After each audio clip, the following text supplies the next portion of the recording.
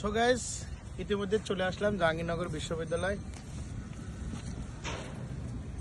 So দেখতে পাচ্ছেন অনেক সুন্দর মনোরম পরিবেশ। এই পরিবেশটা আসলে খুবই সুন্দর, আসলে দেখার মতো জায়গা।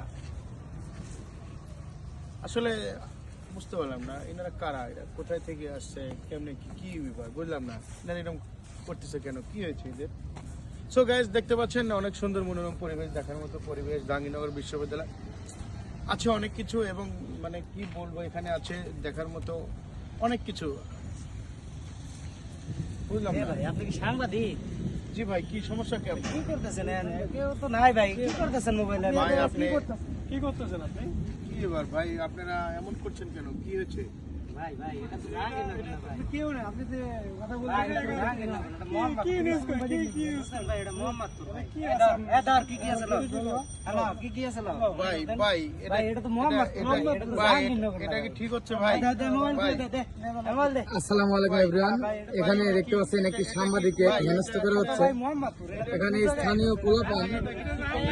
স্থানীয় পোলাপান সাংবাদিকের সঙ্গে যে আচরণটা করলো আপনারা দেখতে পাইলেন। এটা আপনারা সো দেখতে পাচ্ছেন আসলে এখানে স্থানীয় পোলাপান এখানে এসে আমার সবকিছু কেড়ে নিয়ে চলে গেল। আসলে জানি না এখানে আসলে এরকম সবার ক্ষেত্রে এরকম ঘটছে কিনা। তাই যে যেখানে যাবেন সতর্ক থাকবেন, সুন্দর মনোরম পরিবেশে এমন একটা স্থান নির্ধারণ করবেন, সেই জায়গাগুলোতে আপনি শুধু আপনার লোকজনই থাকবে, সেরকম একটা পরিবেশে আপনারা কন্টেন্ট ভিডিও সবকিছু আপলোড করবেন দেখার মতো। এমন কোথাও যাবেন না যেখানে গেলে এরকম দুচক্ররা আপনার কাছ থেকে সবকিছু হাতিয়ে নিয়ে আপনাকে সর্বশান্ত করে দিবে।